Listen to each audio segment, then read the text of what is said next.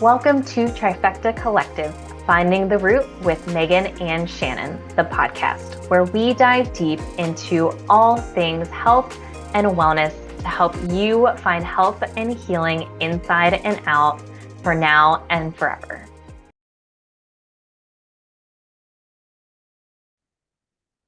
Hello and welcome to Trifecta Collective, Finding the Root with Megan and Shannon. I am Megan Abbott, owner and founder of Trifecta Collective, a holistic health practice, and this is my co-host and head practitioner of Trifecta Collective, Shannon Callery.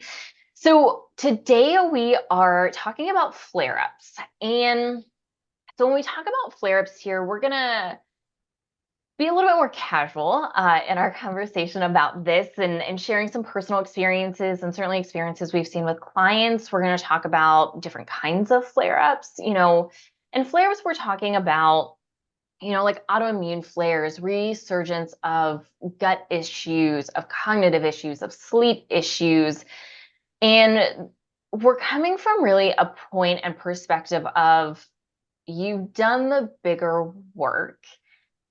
And now we're getting a resurgence of something going on. And so we're going to start here by talking about different reasons why this can happen. In this conversation, we'll probably talk about some ways that you can often prevent some of these flares from happening. And then we'll also talk about more towards like the second half, towards the end, of some of the things and tools and resources that you can use if you do have a flare-up, and Shannon and I have both experienced this many times. And once again, I'm sure we'll share lots of personal stories here. And yeah, we'll share some tools and resources and maybe this will happen even throughout the conversation of things that we have done to help support to kind of go back to a more place of equilibrium of better health here. So yeah, let's start with, just like why, maybe personal stories of why we've experienced some flares. I'll let you start, Shannon.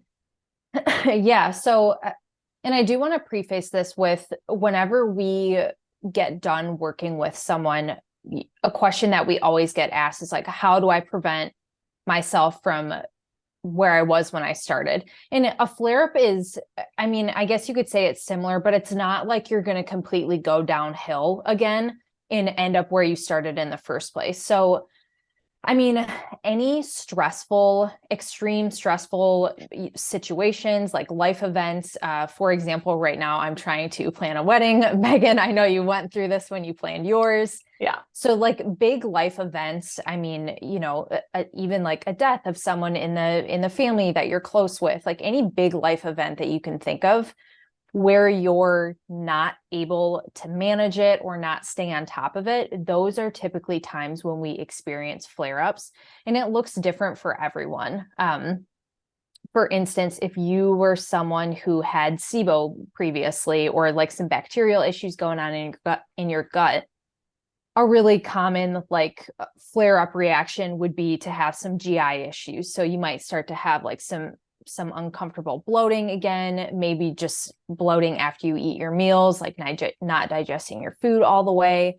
And this can stem into multiple other things like, like breakouts on your skin, not sleeping well. It can look so different for everyone. I mean, I feel like I'm kind of in a flare-up right now. So this is a perfect time to have this conversation.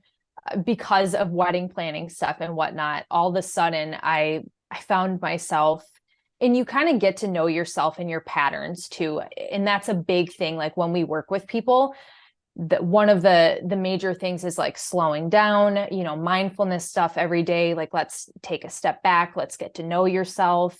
So you will know during this time, at that time, you would know like, okay, things aren't right. Like I'm not feeling like myself. I'm feeling a little bit more stressed out. I noticed the other day, I was like, whoa, I'm really overwhelmed. Like I kind of let it go too far.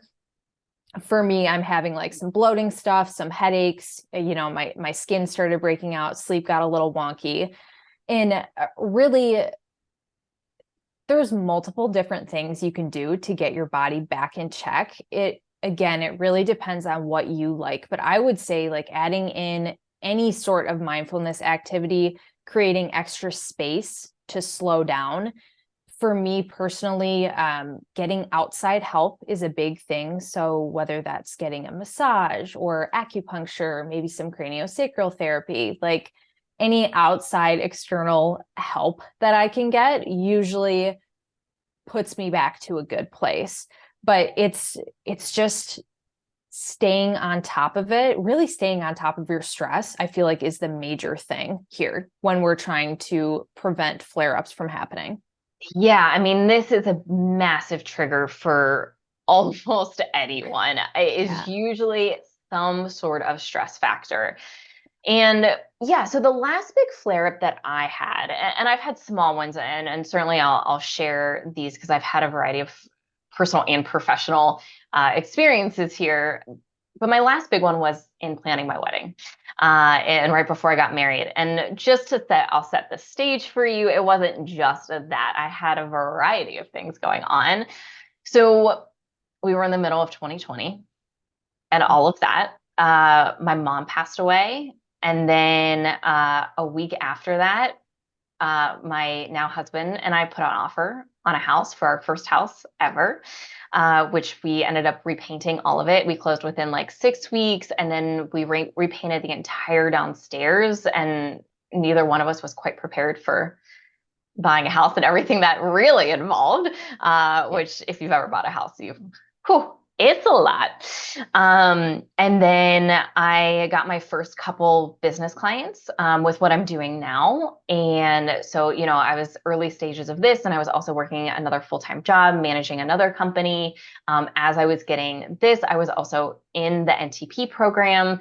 And so I was, trying to spend like 15 to 20 hours learning new things, and planned a wedding, replanned a wedding, had the wedding, and was also in a minor car accident. Oh my gosh. Yeah, Yeah, that was like a storm of events. it was, I mean, out of control. It was so many things. And so for me, my thyroid autoimmunity flared up. I remember my hair started falling out again, just like chunks of hair just coming out. I remember I was, trying to work out because I wanted to look a certain way in my wedding dress. And so I was definitely overtraining, and I was holding on to a lot of weight. I was holding on to a lot of inflammation in particular. So I felt like I looked puffy. My sleep was garbage, to say the least. And I was so tired and grumpy all of the time. And yeah, I just didn't feel good. Anxiety was super high. Insomnia stuff came back that hadn't been there for a while. And yeah, and certainly like all of the emotions always coming up with everything. I also, just like throw this in here too. I spread my mom's ashes on my honeymoon, during my honeymoon. So, just not processing, not having the space to really process certain things, around her death, like, and that, closure with that and everything. So it was so many things all at Yeah. once that were just happening. And yeah, there wasn't a lot I could do. And I also didn't have all of the tools and resources I do now to support myself. And I think I did as good of a job as I could. And it didn't last for a terribly long time. It lasted, probably another month or two after everything started to settle a little bit, and started to get better. But that was the last really big flare that I had. And once again, I've had a couple small ones, but that was like my last really big one. So Yeah, and that's a lot. Like that sounds like it was a true, really, really big flare. And they don't all have to be like that. Like, you just said there's little ones, which that's kind of what I'm in right now is like a little flare. And I think now that you, of course, do have the tools, I can't see yourself like putting yourself in that situation again. That was a lot of different events going on to create what the response that happened in your body. So, and that's the important part of like why we wanted to talk about this is just the managing stress aspect realistically, if you do a good job at that and have the right tools on hand, because we're always going to be thrown in stressful situations, if you have the right tools on hand and know how to manage it, like that's how you can prevent yourself from having a major flare up like that. It's, it's pretty common. This is life. Like things get thrown at us. We're always going to be put in stressful situations. I think the last big flare that I had was when I quit my job and like, moved to a different state with my partner and like didn't have a job. So again, like those were really big life things that were happening. And now it's like, okay, I've got, like we're doing some changes with work stuff, trying to plan a wedding, like different things like that can make like smaller flare-ups happen, but it's not anything intense that I can't manage. And I think that's just the important part to like stress and let people know, like, listen, if you stay on top of it, manage stress, have your little handbook of tools that you can go to, it's going to be okay. But it is also part of life and we should probably expect it to happen. Exactly. And there are controllables here. And where I tend to sometimes not do a great job is with work. I run a small business. We have a team. I need to make sure I'm showing up for myself, for the team, for our clients, for all of these things. We launch new things, we change things up and shift and, rebrand and change and go through really, really busy periods of time. And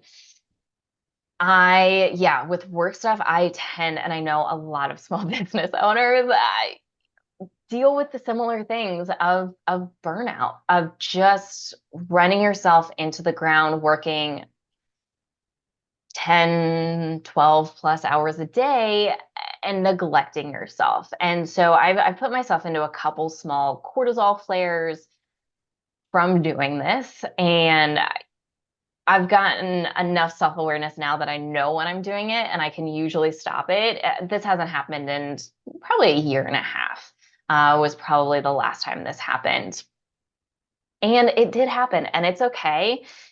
For me with the cortisol stuff, what usually starts to come up with is I start to have a hard time falling asleep. And I notice my brain starts to get really active. The racing, looping thoughts will start to come up. The 3 a.m. wake ups will start to happen. I'll start to be really heavy and fatigued in the morning. At like 2 or 3 o'clock in the afternoon ish, I'll start to get a little crash. I'll start to get, not as hungry in the morning. Usually I wake up and I'm hungry immediately. I'm like, let's have breakfast right now.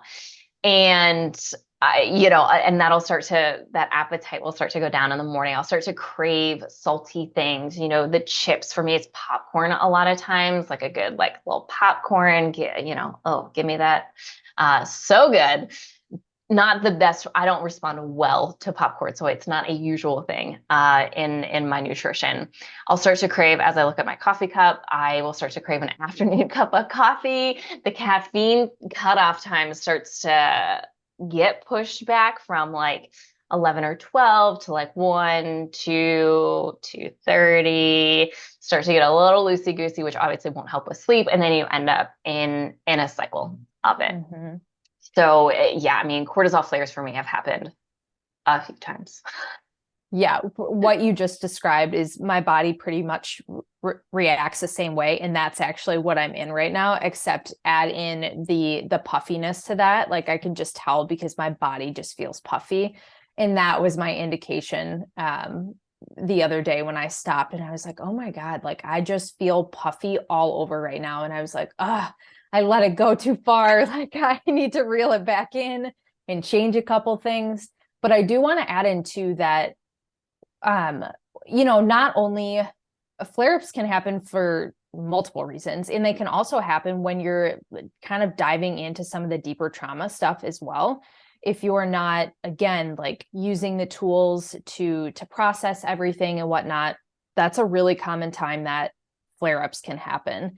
That deep emotional work can stir up so much in your body, and there's just so much extra support that's needed at that time.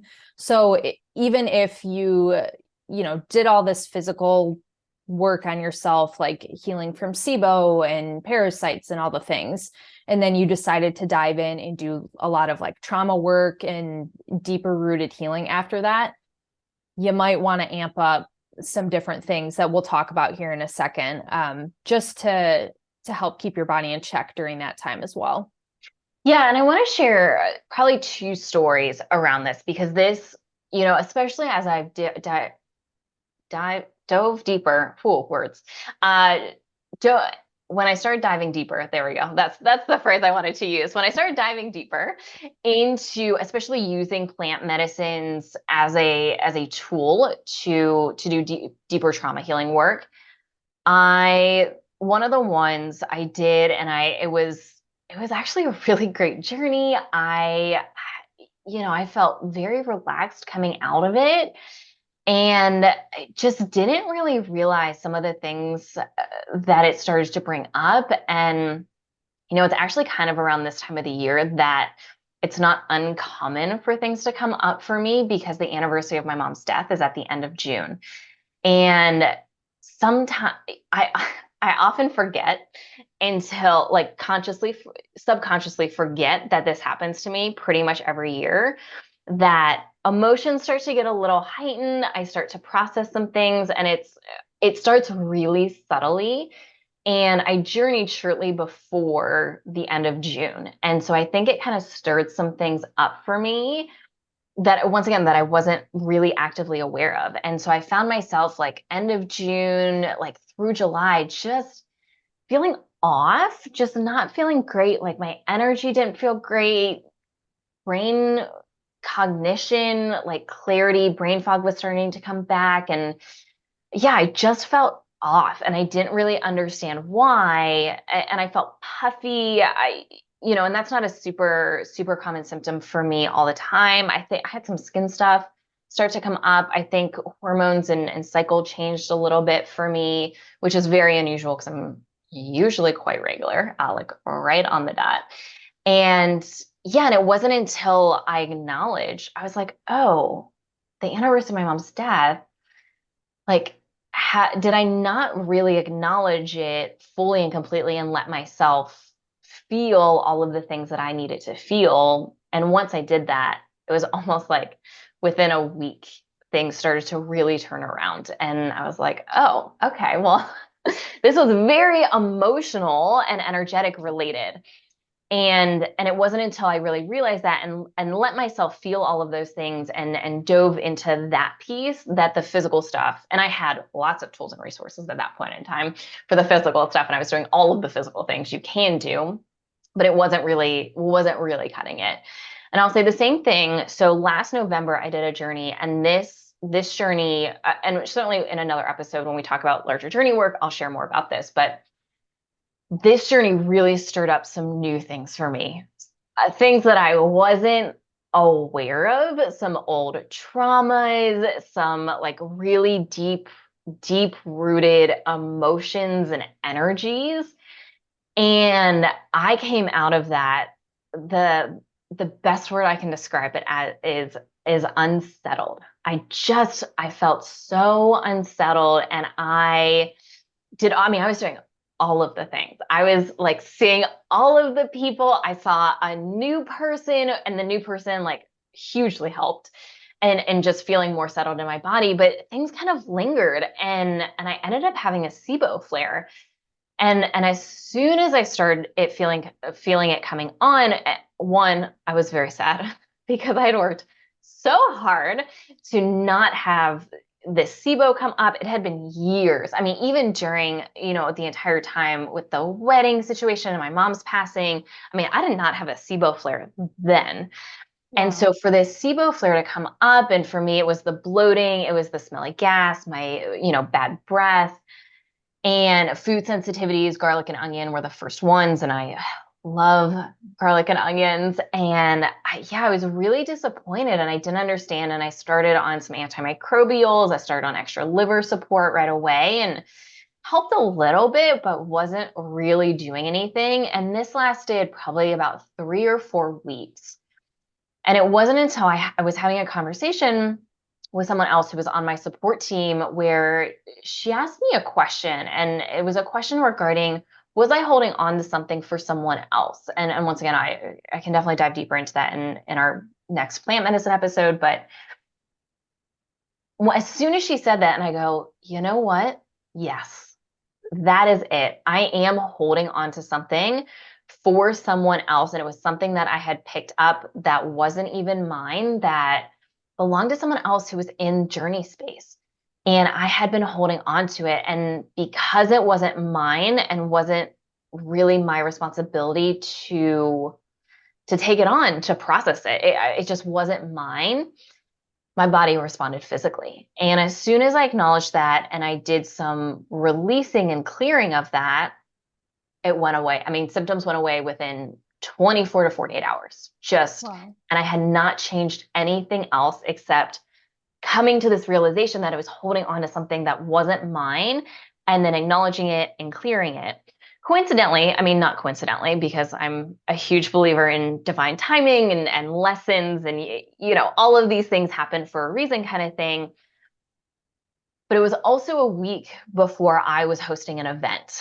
And there were some valuable lessons that I think just with the timing of everything, I needed to learn in that moment. And it was almost like I would not have come to this realization until that moment. And yes, I absolutely think the physical work that I was doing with some of the antimicrobial, some of the liver support, the stress management, the extra people that I was seeing to help support physically, mentally, emotionally, spiritually, I think all of that played a huge role in supporting. But also, some of the timing wasn't mine to control. And I had to learn this lesson at a particular time in a particular moment. And as soon as I did it, which once again, I don't think I would have been, wouldn't have been as powerful had it not been for this exact timing, that I was able to acknowledge and release that these physical symptoms went away. Moral of the story is energies, emotions, traumas can play such a huge role in our physical health. And while I think supporting our physical bodies, which, certainly we'll talk about here, and we'll dive into that next. Sometimes this is energetic, emotional, trauma related. And yes, I think there's value in doubling down in that. And also trusting that we will learn the lesson when the timing is right. And, when I think about manifestation and I talk to, I do business coaching, and when I talk to a lot of my business clients about this, we talk about two things. We talk about one, which is getting in the energy and the frequency of what we want to call in, of this manifestation. And, when we're having physical symptoms, this was, how do I want to feel physically? And really that goes with, how do I not want to feel? What do I want to embody? I want to embody like a flat stomach again, like being able to eat all, garlic and onions and these higher FODMAP foods, of having like clarity in my brain, of not experiencing constipation, of, having good energy and all of these things. And how do I embody that? And then the aligned action piece.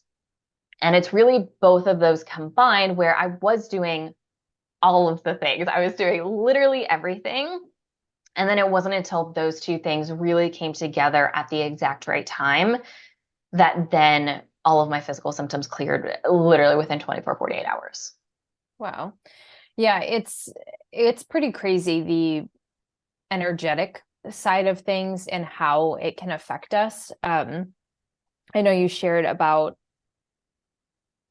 trying more like physical things, maybe like supplements and whatnot, but then moving into more of like the energy side. And that's when you saw the shift. And I've also had very similar experiences, actually, like 4 or 5 months ago, when I released something really big.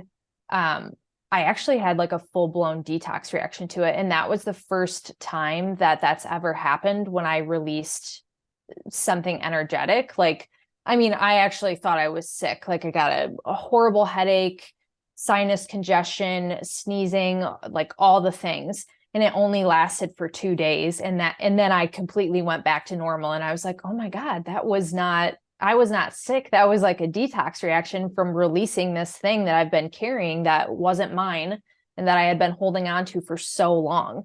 Yeah. So also things like that can stir up flare-ups and whatnot. And so when we dive into talking about some like outside things that you can do to support your body, if you've listened to our episode, I don't think it's out yet, but by the time we post this, it probably will be out, on drainage pathways and liver detox pathways. We kind of talk about some similar things, but anything that you can do to specifically help support your liver is going to be a helpful thing here. So like castor oil packs, Epsom salt baths, dry brushing, sauna, those are like the big things. And then some of the stuff that I mentioned before too, like, you know, getting a massage, going to acupuncture if that's your thing, or just like any outside modalities like that. Anything that is going to help support your liver, because your liver processes a ton of emotions as well. And just in general, if you're having a flare up of some other sort, that's the first part of your body that's going to take the hit, essentially. So that's what we want to support. And it is important for some people to maybe take it slow in that area, because I have had times where like when I am really stressed or in a flare up and I'm trying to go a little bit harder with using the castor oil pack, where it's actually backfired because it was like too much for my body. So during those times, that is something to think about as well. Like you might want to start slow. Yeah. And this is, if there is one thing, one of two things, if there are two things that we could recommend for maintenance long term, for overall health and wellness, to prevent flare ups just in general, the first one would be liver support.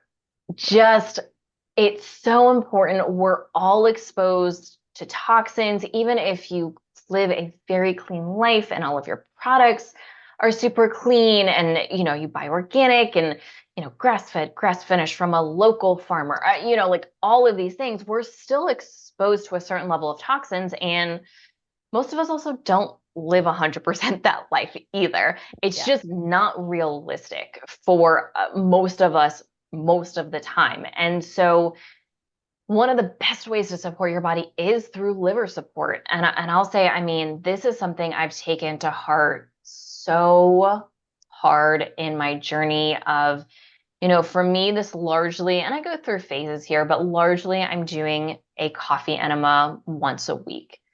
That is very supportive for me. I feel so good after the coffee enemas. I just clarity, and just I feel inflammation levels go down, and I just feel more settled when I do coffee enemas. So for me, coffee enemas are phenomenal. I'm also a huge, huge bath person. I love a good bath. I took a bath last night because I was feeling a little stressed, and helped me sleep super well last night. And, for me, I do like 6 to 8 cups of Epsom salt and a really hot bath. So I get some sweating in there, which also feels really good.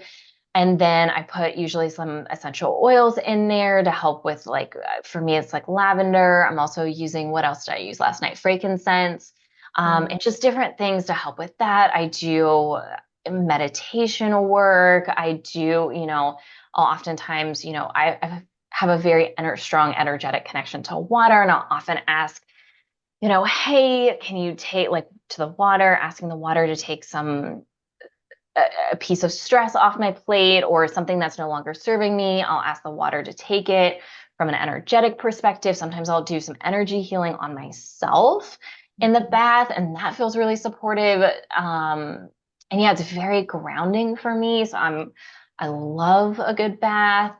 Castor oil packs kind of come in and out for me. Sometimes I'm super into castor oil packs, other times not so much.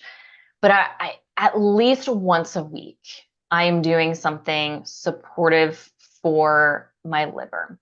And that has been a huge part of my maintenance and being able to really maintain my level of health as I've gone along. And, as Shannon said, even when we're processing energies and emotions, well, the liver's the master organ to process things out.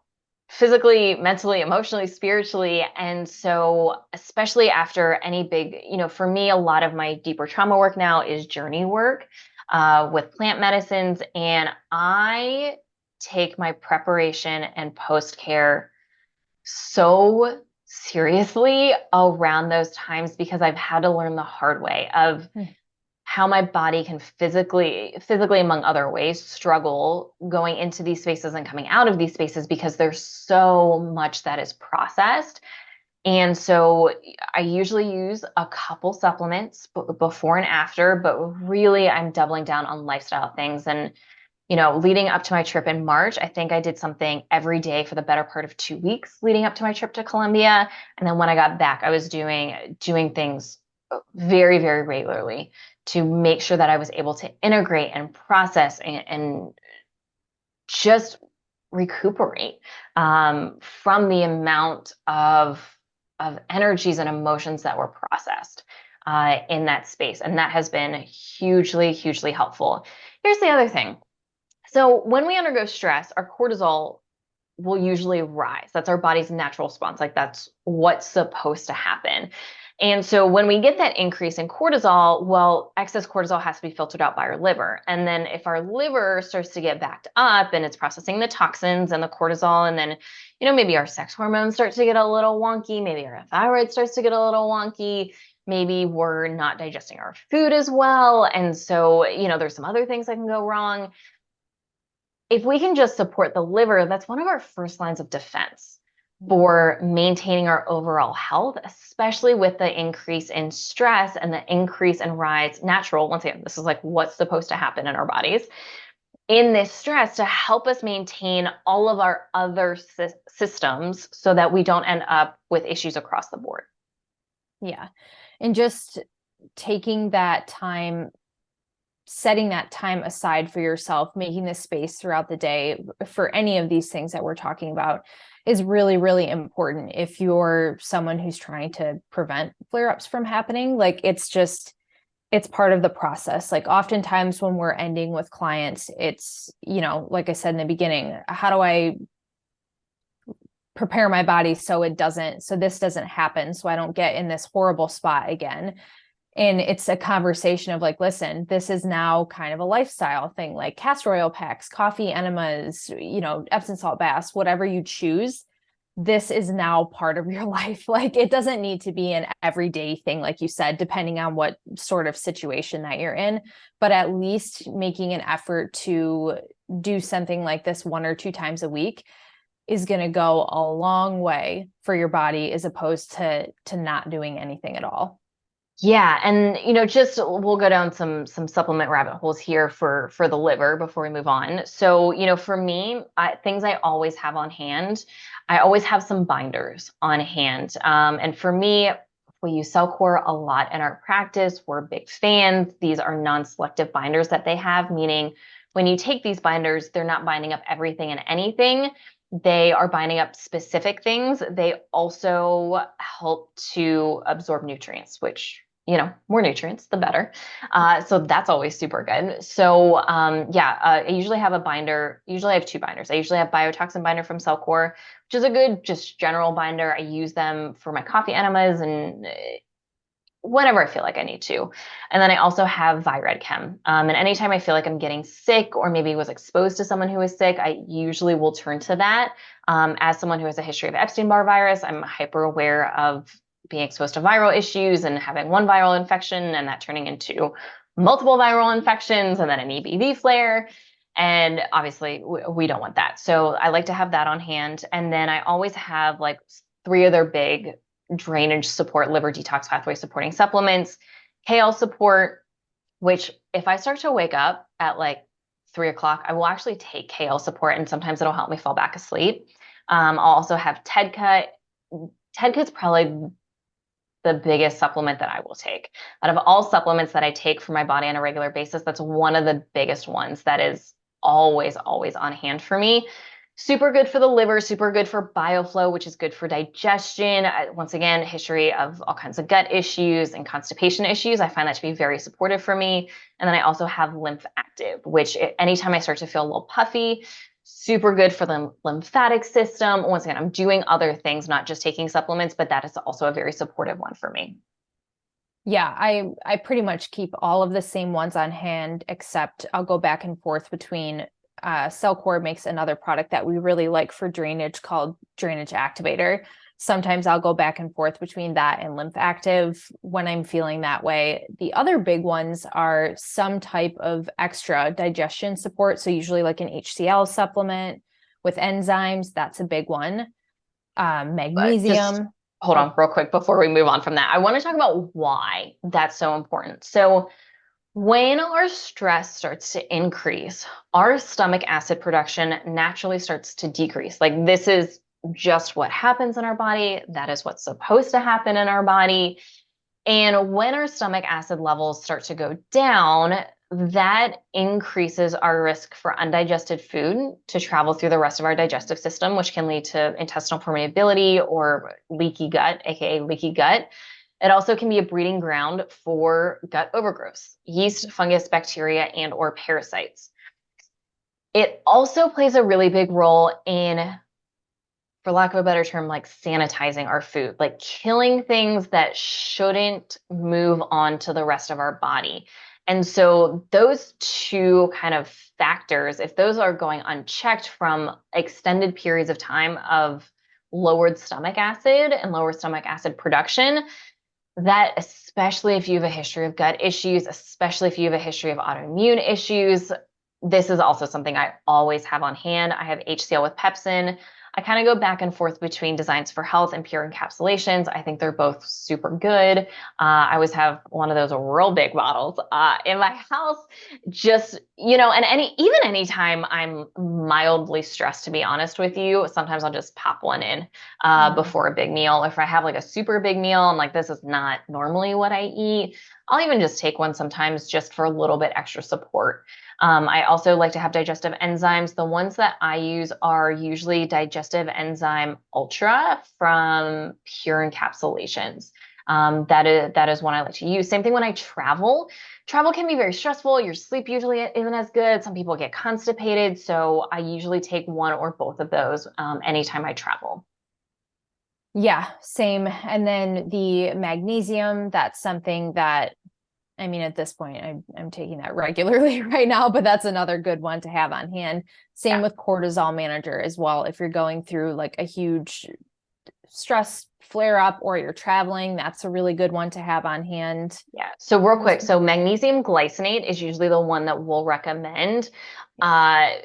Please keep in mind, we haven't done an episode on magnesium, but there's many, many forms of magnesium, like 12 to 14 kinds of magnesium for reference. Please, we do not recommend, generally speaking, magnesium citrate and magnesium oxide. Both of these are stool softeners, and those are their primary purpose. And we will talk about bowel movements in a minute. Magnesium citrate or oxide are usually not the ones we will recommend for constipation type issues or issues if you have that while traveling or just you're prone to constipation. So we're not big fans of that. Magnesium glycinate's a really basic broad spectrum form of magnesium that most people can benefit from, anywhere between like 200 to 450 milligrams a day. Oftentimes we'll recommend taking it 30 to 60 minutes before bed. Pure Encapsulations has a really good one. Once again, I buy the real big bottles. Yeah. They're a really good deal. Pure Encapsulations has some good deals on like really big bottles of some supplements. So that's we're not super loyal to them in particular, but they're a good price point, especially for some of the size of it. Yeah, I think there's like 240 capsules in there, if not more. Yeah. Yeah. I mean, it lasts forever. Yeah. So those, I would say those are, probably the basic ones. Yeah. I'm sorry, real quick. Yeah. Cortisol Manager is by Integrative Therapeutics. And that is a good one, especially if you are prone to cortisol issues, especially if you're prone to those like 3 a.m.-ish wake ups.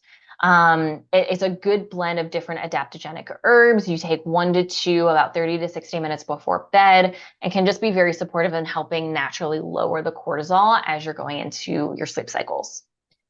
Yeah. And then the last thing I would say is if you're a person who leans towards constipation, which that is me, I usually keep some sort of like a bowel stimulant on hand. So whether that be Bowel Mover from Cellcore, that's quite a bit stronger one, I would say. And there's also one that we like called Motility Activator, and that is also by Integrative Therapeutics, I believe. Yes, I believe so. Yeah.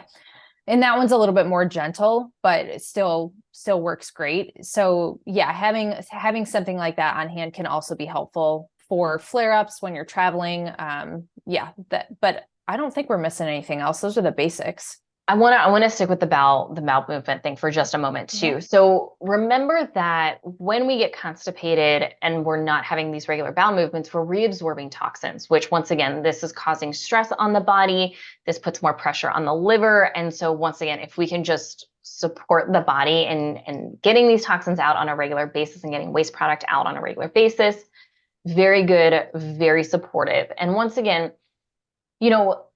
if you are prone to constipation, yes, you can try magnesium citrate, magnesium oxide. These are stool softeners. So all they do is literally soften your stool. The reason we don't often recommend them is oftentimes that is usually not the biggest issue, is not hard stool. It's often your actual motility, meaning your body's ability to move the waste out of your body. And the reason for that can be widespread. We're not going to get into that now, Yeah. but there's a lot of reasons why this can happen. And so we like something that's going to be more stimulating as far as like stimulating movement through the colon.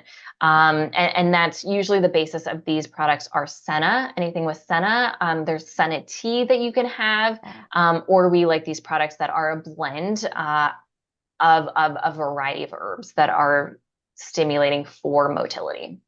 Yeah, the other one too is if you're not interested in taking a supplement for this, Smooth Moves tea by Traditional Medicinals is a Senna-based tea that Megan was just talking about.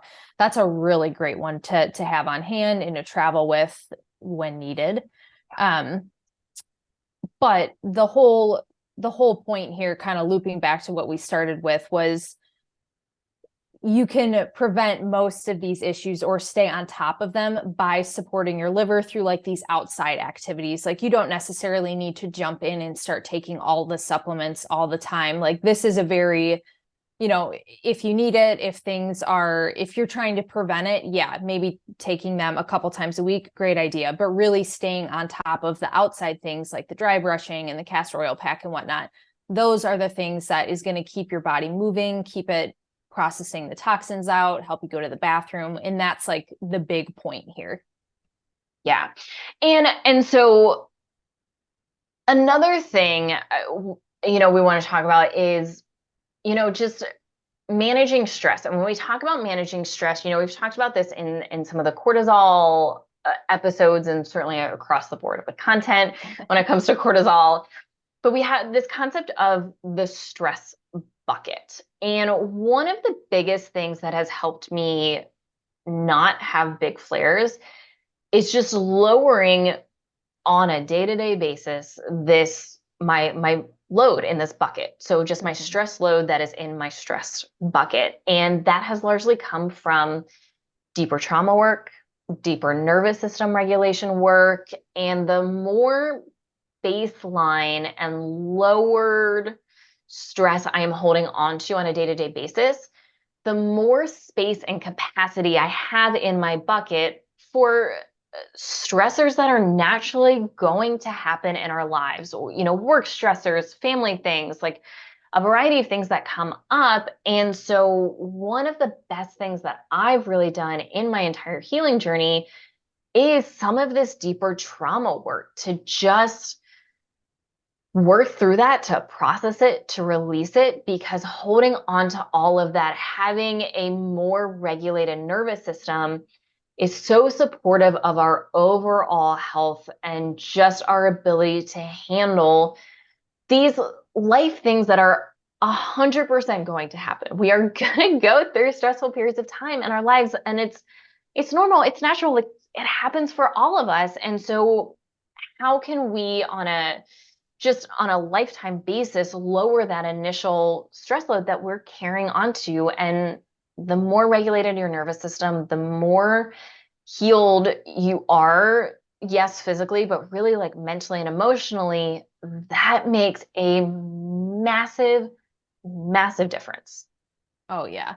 Yeah, and some of this stuff you really can't get to until you start to do that deep trauma work. And that's, I'm in a big part of that, like in my life or in my journey right now, like touching on some pretty big things that were finally ready to come up and they presented themselves and whatnot. And yeah, it's definitely challenging. It's not easy, but ultimately, like the end goal is what you're trying to do is create a safer place for your body, or have your body feel more safe so these big things don't happen.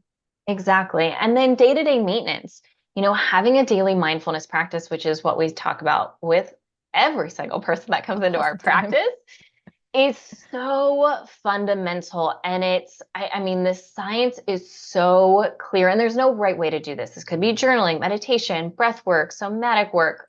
There's so many different options out there, but even just 5 minutes a day is so valuable. And one of the first things that goes out the door as soon as stress increases is a mindfulness practice. And one of the things I've learned, especially, I'm going through a very stressful period of time right now, which once again, I promise I will be sharing what this is looking like very, very soon. It's coming in the next few weeks.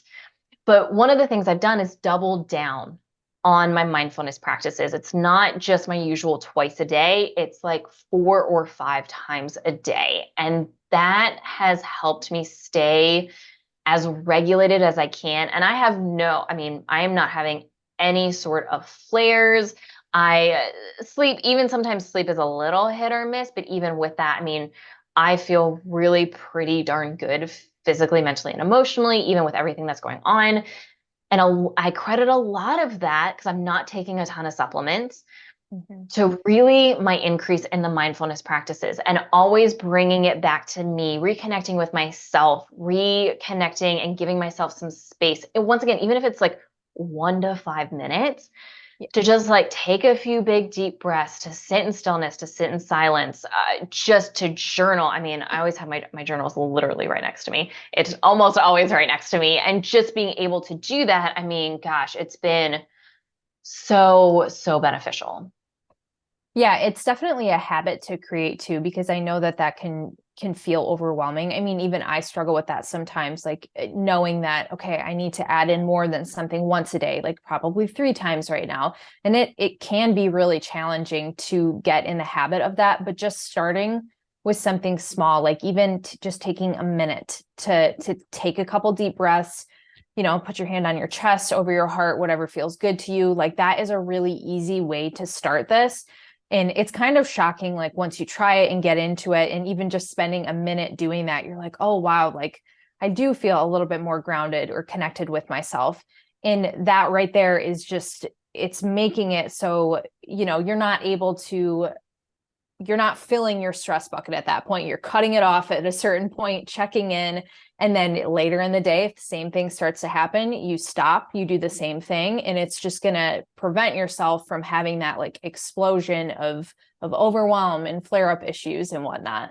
Yeah, exactly. So liver support and mindfulness, aka mindfulness slash nervous system regulation work. Those are the two biggest things that if you can have a regular practice of those for your entire life, just Yeah. every single day for your entire life. And the liver support does not need to be every day, but the mindfulness practice really should be almost every day.